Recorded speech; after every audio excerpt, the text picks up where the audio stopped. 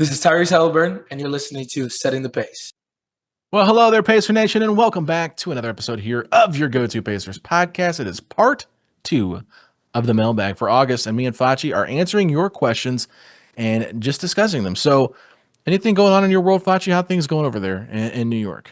Oh, life's good. Life's good. We got moving into the new house that we closed on recently. It takes when are you moving in? For a Labor Day weekend. So Okay. yeah, so a couple weeks to go. Exciting times, new chapter beginning, and that's gonna be great. So really excited for that. That's what I got going on. And what about yourself? What's cooking in Golden Land right now? Golden Land. There's a lot cooking on over here that I will not say on the podcast right now, just because all right. I don't want to say all that. But life is good and it keeps getting better. That's all I'll say. So saw some cute pics with the Fletch man over the weekend. Yeah. Always nice, man. Were you guys going to the park? Yeah, I went to the park, took him on a trail for a walk. He loved it. Then I put him in a swing for the first time, and Kids love he took it like a champ. And then I felt bad. I'll be honest with you. You know those little like springy looking like teeter totter things that you can so I put him on one, and I was kind of helping him with it, obviously not leaving him by himself. And he liked it. But then there was like a race car one that you kind of like sit back in, and there was like a wheel, and I was like, all right, I'll let him sit in that.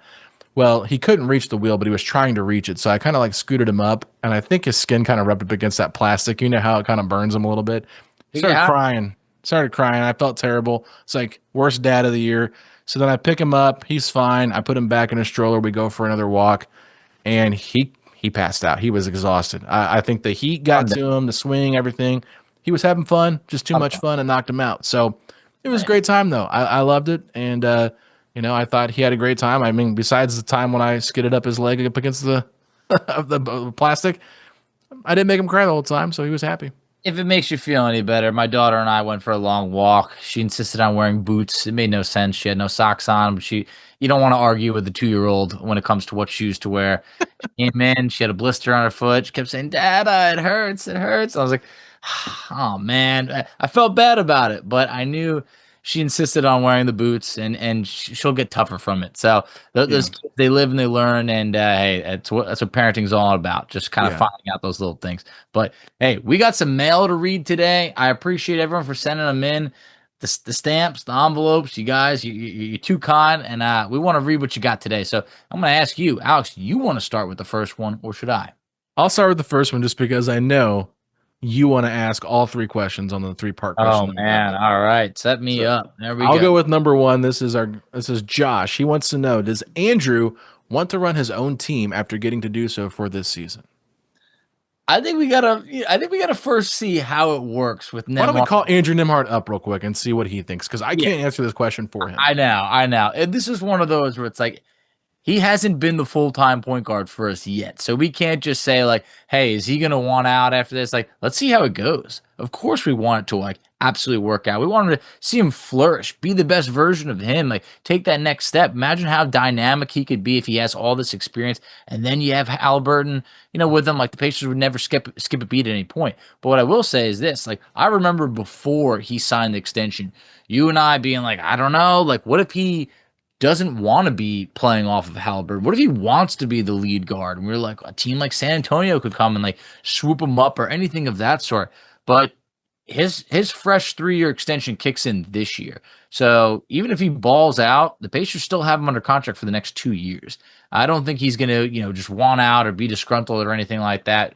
But I think the Pacers are in a really good spot. I think they've always taken care of him. They've given him a really good shot from the beginning of being a 2nd-round pick to starting a bunch of games early on to he is like an essential part of what they do. I don't want to put a ceiling over him, but I don't think he's gonna ball out to the point so much where he's like, I cannot be second fiddle to Tyrese Halliburton anymore. I want out. I feel like he's won here. He's happy here. And they've always given him like a great opportunity to be a starting guard on this team. I think if you kind of like prioritize what a lot of players usually want, it's number 1, the money. Number 2, it's the opportunity. And number 3, it's to win. And I think with him already starting, hopefully he'll get paid handsomely whenever his contract is up for the next contract.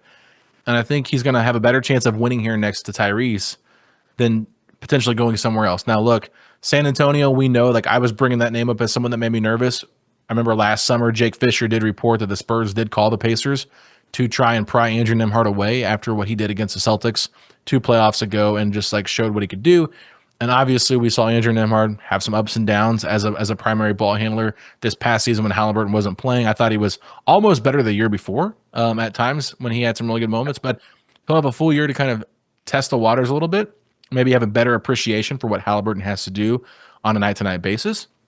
But I think at the end of the day, like most guys are going to bet on themselves. And most guys at some point, like there might come a point in Nembhard's career where he's like, yeah, I could be a starter on another team and lead the team. And maybe he wants to do that at some point just to challenge himself. Maybe he's kind of tired of being in the role of just the secondary ball handler that's the primary defender. Like, I don't know. I'm just playing off of what we've seen from trends across the league. But I think at the end of the day, if he's in a great situation where he can win, he's very like, I think they called him no maintenance at the beginning of the season.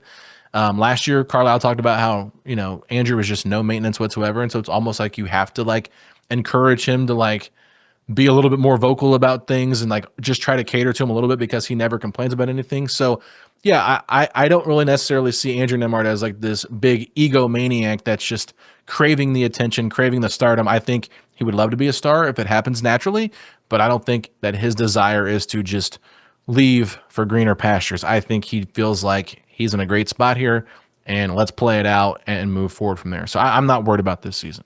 I'm not. And I also think it's like a good problem to have if he just balls out to the point where you're like, oh my God, this guy is a starting point guard in this league, because then you have 2 of them. You have 2 of them, and Indiana will make it work. I don't think it's going to need to be that he needs like his own team and blah, blah, blah. He seems like a pretty selfless player that wants to do what's best to win. And he's been a winner dating back to college. So awesome to see. But the next question that we got, this is coming from Professor X. Said, will Nembhard produce Hali-esque numbers with Hali's mentorship?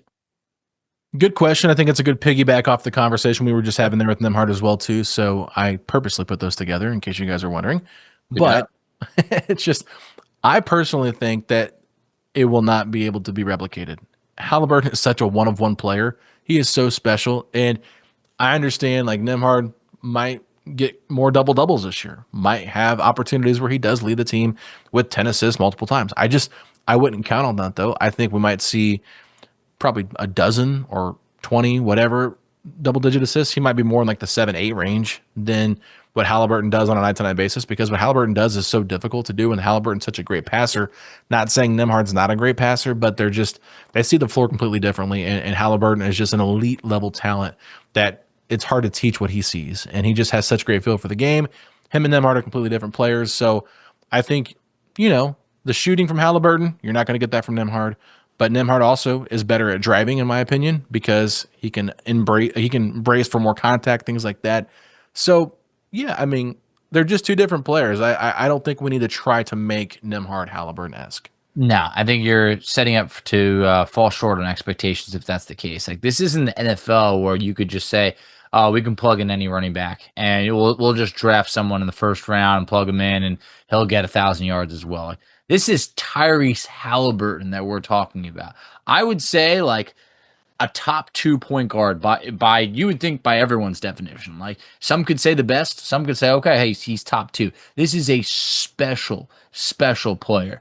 I do think that Nembhard is, heading towards a career year, and I think that there's a scenario that maybe he could average like 15.5 points and like 8 assists. And to put that in perspective, last year he averaged 10 points and 5 assists. So if he was to go, increase his points by like 5.5, 6 points per game and like 3 more assists, that's a huge difference. That's really like pumping up your numbers 40 to 50% from the scoring and assist category. But like, it's hard for me to ever even think that Nembhard could be having like a 15 assist, 0 turnover type of magical performance that Tyrese Halliburton gives us. We're spoiled by that because Halliburton is that unique. He's that special. He was able to do that more times than I think anyone's ever done it by age 25. Like, it's that's unrealistic expectations. Let Nembhard be his own player. I think that Carlisle's offense is set up for Nembhard to have a really good year, but like Tyrese Halliburton is, like you said, one of one.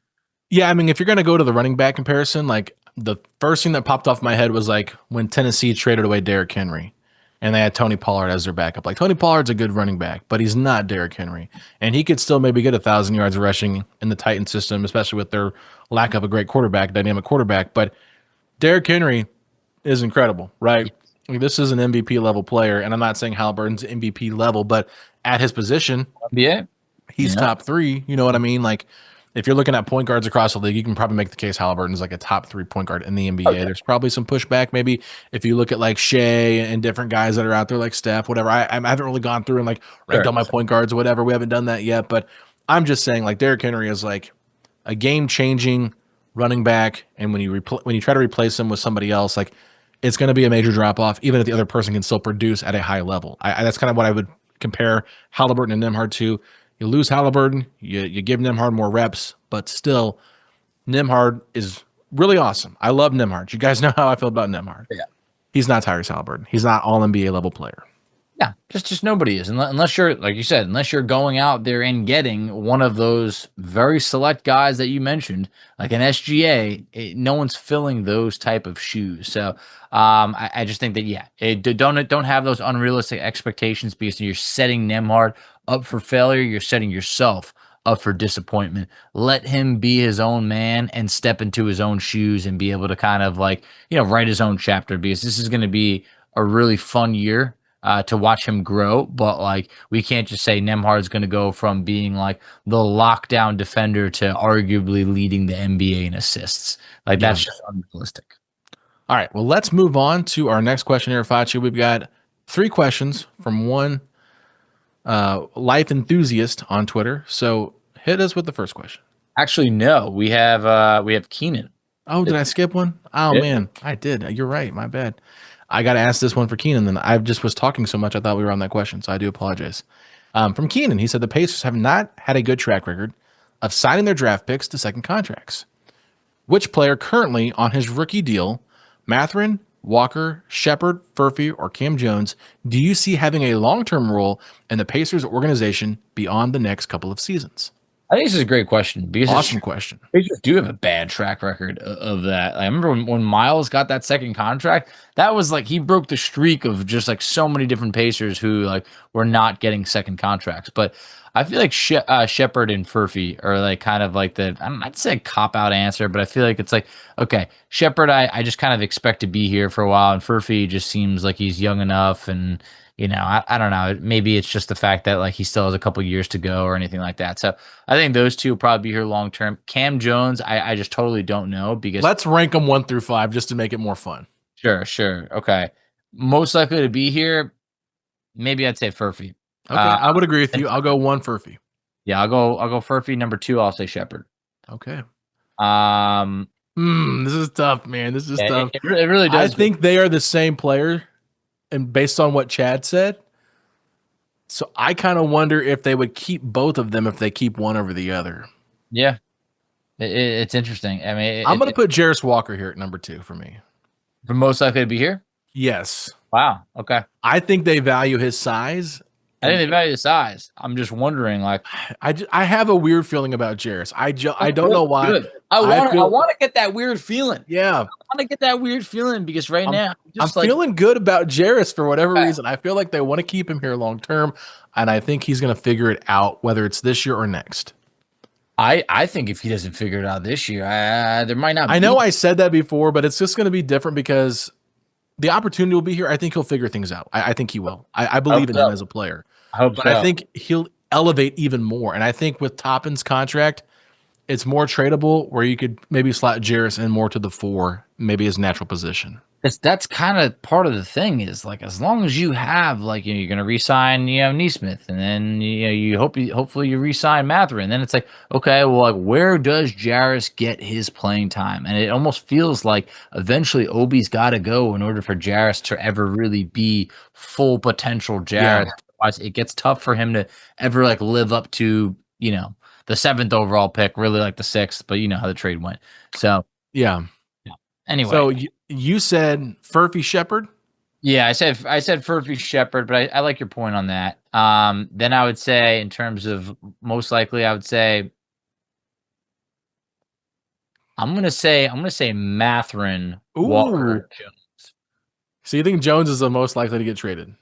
Yeah, well, here's the thing. Look at his contract.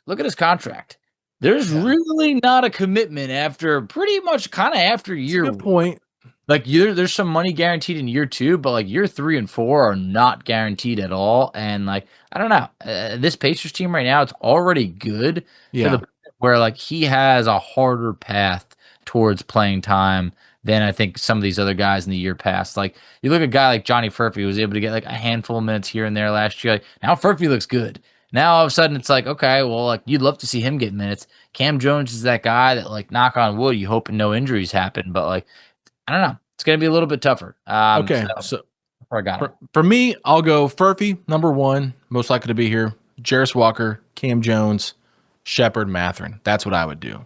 All right. That's what I would do. But I think this is a very interesting question. I would love to hear more people's opinions on this because it's a great question. It's just like, how do you really know what's out there? And I just like, it's so tough. It's really tough. I know. I just like I'm really trying to sell myself on Mathurin being here long term. Like I want it to work. I want it to. So like I'm just I trying. know it's tough, man. Because I just want to like kind of speak it into existence a little bit and have everything work out. Like if Ben Sheppard was traded, it's not to say like whatever, it's just Ben Sheppard. But like let's be honest here. Mathurin's probably going to be the next Miles Turner. He's going to be here for 10 plus years, being all these trade rumors every single season's come up. Can he fit with the system? Like what's going to happen? He's going to be here. Like that wouldn't shock me. That kind of feels Pacer-esque. Like the guy that doesn't seem to fit always sticks around. There's so many years that we're like, okay, but there's no way that Turner survives this year. I know. Right? It's like I still can't believe he was here for that long. Yeah, exactly. Number 3 from Milwaukee. Yeah. Number three. Playing for the other team. It's always crazy when it gets to that point where like I'm not saying his name. I'm trying to really do a better job of just calling him number 3 from Milwaukee. Great. It still takes time because even when you said that first, I initially last episode had to think, who is that? Oh yeah, Kevin Porter Jr. No. Yeah. It's the other number 3. It's the new one. Exactly. So I think that was a really good question, but I think that was a good way of us listing that order. And hey, only time will tell until that first domino falls. Yeah. All right. Now we can get to our 3-part question. Oh yeah, 3-parter. You're up. All right. Life enthusiast. 3 questions. Part A.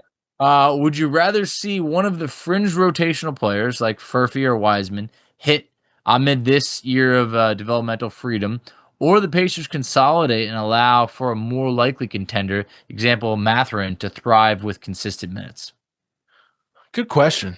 I kind of feel like the latter, Facci. I feel like you'd rather see Mathurin develop versus a fringe player. I mean, I completely agree. Like it's just like the ceiling is so much higher for those guys. Oh yeah, like I just think that if you get answers on Mathurin, like that's in what's gap year, this whatever you want to label this year, that is essential.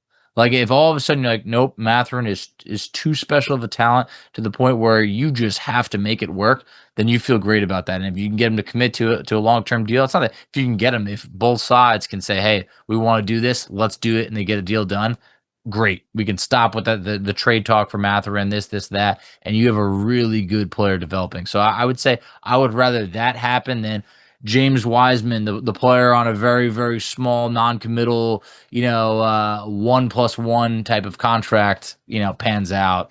I would definitely say Mathurin. Yeah, I mean, you've definitely invested more in Mathurin too, so I think you want that payoff to be bigger for that player. So let's move on to the second question from Live Enthusiast. Or B, what does a successful season look like to you?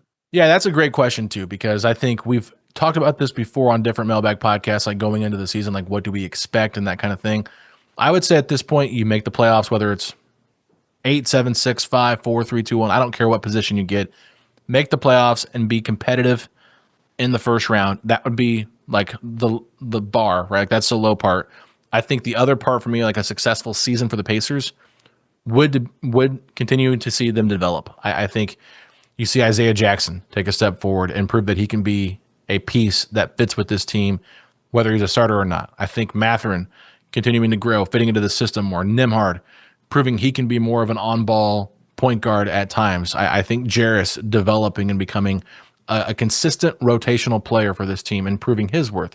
And then lastly, I would like to see Nesmith make steps as an offensive ball handler, do different things as well. And then your Furphys and your Sheppards get better in their roles. I mean, just everybody improving, right? I guess developing and getting better while still making the playoffs without Halliburton and competing. Because, yeah, a lot of people might say, yeah, we should try to get a draft pick. Well, even if we do, like, the odds of the Pacers getting a good pick will probably like land like top 10, and that player probably will not play with, the Pacers in the rotation next season. And so it's like, what is the point of throwing away a great opportunity at experience this year than, getting a player that maybe doesn't fit with your team next year? I just can't get like on board with like, you got to tank. I've heard people like who don't know basketball, like, yeah, but the Pacers could just tank until Halliburton's back. It's like, you don't come within 2 quarters of winning an NBA Finals to just like throw away the next year while players like Pascal Siakam are in their prime. So unless you're the Warriors and you've already won championships, which was just it's crazy that it worked out that way, and they still blew it. They still blew it. Like if the Warriors had just like if it had worked out, and because they draft, they drafted James Wiseman. Who do the Pacers have? Yeah. But like if they had actually gotten the number 1 pick instead of falling to 2, and they selected Anthony Edwards, or they got Edwards, or maybe they took LaMelo Ball instead of Pat. That was a big talking point. Remember that? Yeah, it was. Like what if they drafted Tyrese? Because I know Steve Kerr liked Tyrese. Yeah, I mean, there's just so many what ifs where they could have kept that dynasty going for a long time. But hey. let me throw a what if at you. What if the Warriors drafted Tyrese Halliburton with the 2nd overall pick in the 2020 draft? Was it 2020? Yeah, 2020. Yep. And they made the Sabonis Turner, like they made the Sabonis deal with Golden State, but instead of Sabonis, they traded Miles Turner to get Tyrese Halliburton from the Warriors. I don't think Sabonis and Draymond would fit, but I think that Turner would fit perfectly next to Draymond Green. Just imagine if that had been the case, if they got Halliburton from the Warriors instead of the Kings. Yeah, I mean, it would have been interesting, but like Halliburton on the Kings, passing to 2 of the greatest shooters of all time. On the Warriors. That's what I meant. Halliburton on the Warriors, passing to Steph and Clay, like that is insane. So like that would have been. But their defense would be so bad. Yeah, definitely. But it would have been fun basketball to watch. I could see them talking themselves into trading Halliburton away to get more depth. I could just see it. I'm just saying. Yeah. It would just be interesting. It would just make me laugh to see the Warriors make that trade versus the Kings. Yeah, it would have been interesting. Random tidbit. Doesn't matter. Hey, whatever. We can go down some of those wormholes from time to time. But I think that in this case scenario, like my slam dunk, success is the Pacers are a top 6 team. Like they avoid the play-in, but you get like long-term answers that like Mathurin is like, he's like, he doesn't have to lead the team in scoring, but like he is so good to the point where you can't even imagine life without him. Nembhard takes that step forward where all of a sudden you're like, whoa, like maybe we've been holding him back. And like, he is something special. And then everybody else, just kind of like takes that next step forward. Like Jay Huff and Isaiah Jackson show that they could be a good 1-2 punch. And maybe you don't need to go out there and spend, $20+ million on a center or anything like, $20 to $25 million. Like you have that center by committee-ish, or those two are, kind of what Turner and Jalen Smith were a couple years ago, where it's like, all right, hey, you got good options there. And then like, obviously Jarris Walker pans out and is like essential to the rotation. Like he's an every night 20+ minute, per game guy who's, being more than just like a 3-point shooter or anything like that. So that would be my top scenario. But there's also a scenario where the Pacers are at least still a play-in team with internal development. You don't have to be a top 6 seed for me to say, hey, this was a success or not. But I think the only thing that would change this would be, knock on wood, if there was like a really bad injury early on, and now it's like, ugh, what are we doing? Like we're going to be without Siakam for most of the season. Like that's the type of scenario where now it's like, all right, let's just get a good look at all the youth. So to me and you, we still want to win, but like you don't need to necessarily push the chips all in on a season where you don't have Tyrese Halliburton. Get the most out of this unit. You don't need a tank. It would be fun potentially to see the Pacers be like a 7 seed, right? Have a play-in game at home. They win the play-in game, and then all of a sudden they're matched up with the Knicks in a 2-7 matchup without Halliburton. And Halliburton's in street clothes as the villain still. And the Pacers just have like the Knicks number since the 21st century. So it would just be so funny to see the Knicks versus the Pacers in a 2-7 matchup, and potentially with the Pacers being a more physical, like defensive team, being able to beat the Knicks in a first round. That would be crazy to me. That would be so much fun. It would be great. Anytime you can beat the Knicks, it's always a blast. I'd rather beat Milwaukee, I think, in a first round matchup just because of the crap that's been going back and forth. But like the Knicks with so much expectations, like the perfect time for them to win the East and the Pacers just spoil it in round one would be crazy, bro. It really would. I mean, like I have a lot of friends that are Knicks fans, and I kept just trying to tell them, like, you guys realize this was your time, like this was your path. You guys blew it. It was wide open, and they were hurt. Rub that salt in the wound, Facci, man. Yeah, I love doing it. And then for part 3 of this question, he said, would you rather the roster look more similar or different to its current state by the end of the season? Good question. I mean, honestly, there's some things I would like to look different than what the roster currently looks like. But I would say, like, I would like to keep most of this core intact. I would like to upgrade the center spot probably, and maybe even the 3 spot. And if you can make a trade to get one or both, like, sure. But I don't think you have to make a trade for the 3. I think Nesmith's proven enough that he can start next to Nembhard and Siakam and be out there with Halliburton. But the center position does make me a little bit not uneasy, but they can make a better. They can get a better center, I think. So if they can upgrade the center spot, I'd feel better. But at the same point, I don't want to gut the roster to try to like make it that much better when Halliburton comes back. So I would like to see it more similar than different. Yeah, I would like to see the roster. I'm right there with you. Like, don't shake it up too much because like you still want to see that this team, like the window's not shut. Like you want to see them, not to say like run it back, but like, how do you strengthen things? How do you tighten things up just a little bit? Like if I would say this, like if Jarris Walker really is developing, then maybe you do have to make that hard decision and trade Obi Toppin to give him more playing time and have him step into all of a sudden, Halliburton returns and Jarris Walker is a totally different player, 2 seasons from now. Like something like that is where I'm like, okay, I could see something like that. Like if you do have an opportunity to get like a true franchise-ish center for the next few years, yes, that would be great. But I'm definitely not on like a let's tear it down and just get as many picks as possible. Like I'm not in that boat at all. Yeah. All right, let's move on to question number 5. And I do apologize if I butcher the name here, Facci. We've got SP/DR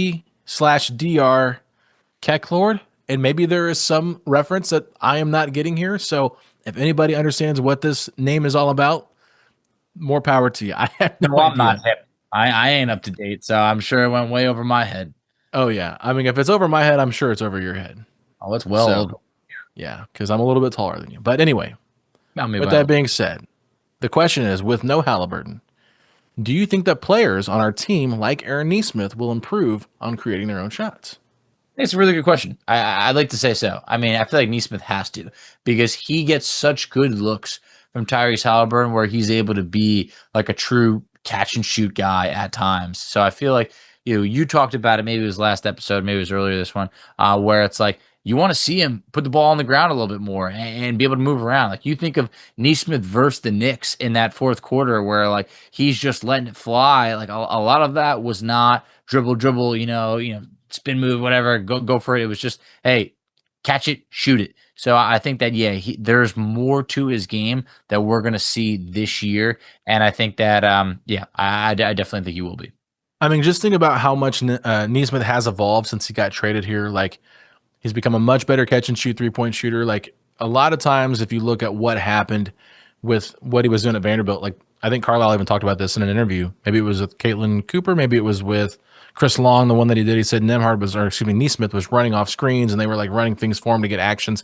They don't really do that. He just has to be more of a catch and shoot kind of guy. So he adjusted that. I think we've already seen how he's attacked the rim a little bit more in the last couple of years when he didn't do that at all.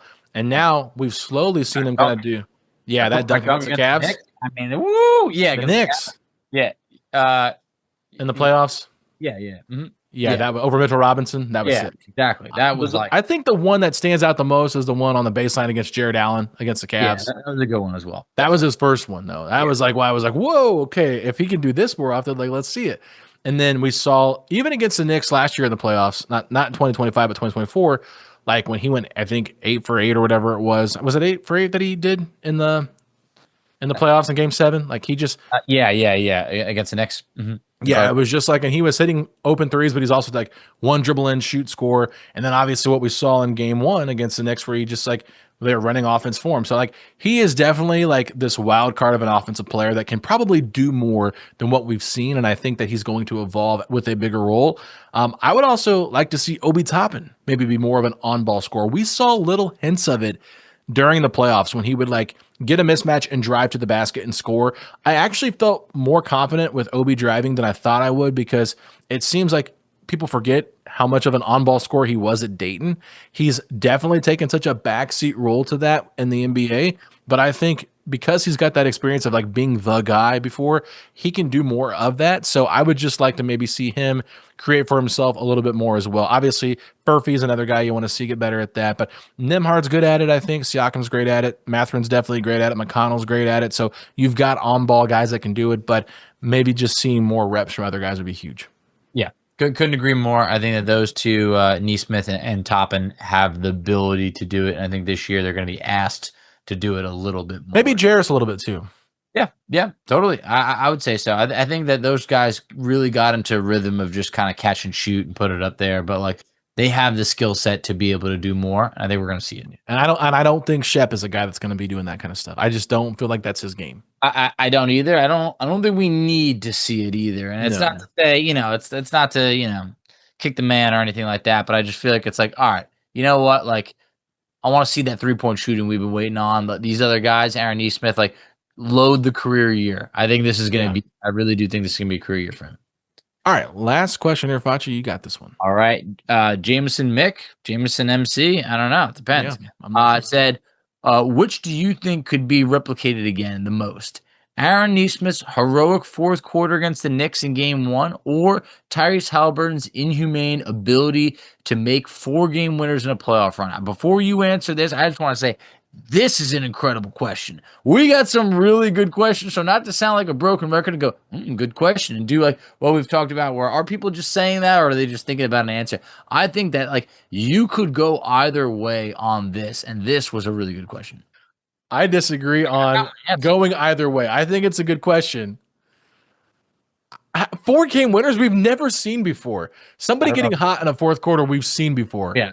So I think that it's easier to replicate what Aaron Nesmith did, just because we've seen it happen more times than once. And I think I came to that conclusion when I read this question. I was like getting him ready for us to prep for, and I was just like, yeah, I mean, the only person I could ever see doing what Halliburton did again is Tyrese Halliburton. Like, just because he's got that magic touch, but like, it's so crazy to think that he had 4 stinking game winners in every single round of the playoffs. Like, that is never going to happen again, probably, Facci. And so that's why I'm saying, like, it's an incredible question. I'm not discrediting the question, but like what Nesmith did was superhuman too. Like, it was unreal. But like, what did he have? 17 points, 15 points in that? 20. Was it 20 points? In 5 minutes. It's crazy to think about. Crazy. That's what I'm saying. That's why. But it's still, we've seen like Tracy McGrady. I agree. We've seen it was like 13 points and then however many 33 seconds, 13 points. Yeah, exactly. Like, there has been those things that have been happened, like that have happened before. Like, guys have gotten ridiculously hot. Reggie 8 points and 8.9, like all of that stuff. For Nesmith, it was 20 in about 5 minutes, and it was the fourth quarter. You trail by a lot, nuts. But what Halliburton did, I don't know if it'll ever be done again. Maybe one day, but like, think about how many years that might be until like we see that again. And then when you want to say, we're talking about the playoffs, we're not even talking about what he did in the regular season. The man being 13 for 15 on game tying or game winning shots. That's last season overall, 95%. Is something that is like, you can't even do in a video game. I really don't think you could. So I think that is the crazier thing that I'm not sure if we'll ever see again, or I'm not sure if how old we'll be when that's done again. Nesmith, just want to tip my hat, because like, it is crazier than just 20 points in the fourth quarter. It's 20 in the final 5 minutes and this, that. And then it led to a Tyrese Halliburton, game tying shot, which was even crazier. The fact that I was in the building just makes it something that's so like memorable on both sides. So like, hey, I just want to say, like, both of those were incredible, but I lean Halliburton just like you, because that was like, that was being a magician. Like he was pulling a rabbit out of a hat time after time after time. Yeah. Well, I said more likely to happen is Neesmith. So more unlikely to happen is Halliburton. Just make sure that we get that correct. So anyway, that is going to do it for part 2 of the mailbag. I thought these were some really good questions, and we have even more good questions coming up for part 3 that we're going to air probably on Friday for this podcast. So you're getting the mailbag between our interviews that we're having this week. So Monday, Wednesday, Friday. What'd you say? Up with these questions. These are some really good questions. These were and different people. I really like that we're getting new people sending in questions. Couple new names. So that was really cool to see, and I just feel like these got you thinking a little bit. I was actually looking at one of the next questions that said Amy, and then it said in parentheses, I guess you wrote this, not Facci, but spelled the same way. And I was like, is that my wife? I was about to be like, oh my God, like we do have new names.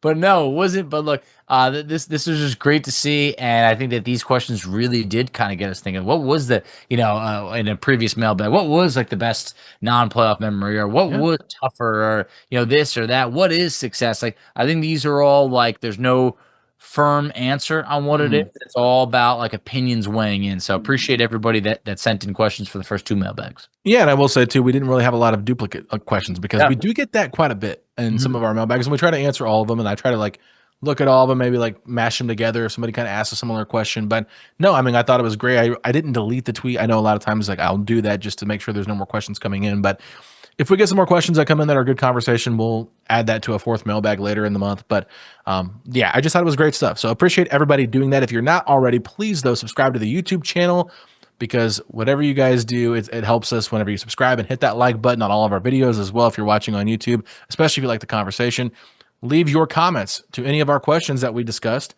I always like going through and reading the comments on YouTube. I think it's really interesting, especially the Trade Ideas podcast. That one got a lot of traction. Everybody hates our trades. That means they're pretty decent.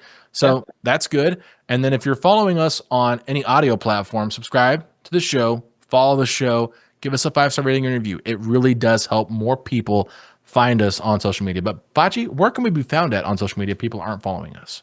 Find us on Twitter at PacersPodSTP. You can find us on Instagram at PacersPodSTP. You can find Alex on Twitter at AlexGoldenNBA. I can be found on Twitter at oh my God, I almost said find me at AlexGoldenNBA. I can be found at _FACCI. Alex, tell them where they can check us out on YouTube. Yeah, so if you're not already on YouTube, go to youtube.com/setting the pace, a Pacers podcast. We have not given out our handles for a hot minute there, so we're not in the routine of doing that. But we definitely want you guys to help us out. And if you guys know a Pacer fan that's not listening to Setting the Pace, send them our podcast. Let them know, hey, they've had the general manager on, they've had the assistant general manager on, coming on. It came on yesterday. So yeah, I mean, a lot of great stuff coming at you. So Pacer Nation, we sure do appreciate you. Hope you all have a great rest of your week. We'll be back tomorrow with Keith Smith from Spot Track, talking all things NBA, Eastern Conference, Pacers, stuff like that. So gonna be a good conversation. But Facci, if you're open, everybody has a great rest of the week. Then hit me with those 3 words. Let's go, Pacers. We keep scoring, we don't need to stop. New episodes, weekly drops. This your #1 podcast. Sweeping every team, we gon' need a mop. Setting the pace with Alex and Facci. Alex and Facci. Alex and Allison. Setting the pace with Alex and Facci. Alex and Facci. Alex and Allison. Setting the pace with Alex and Facci. Alex and Facci. Alex and Allison. Setting the pace with Alex and Facci. Alex and Facci. Alex and Allison.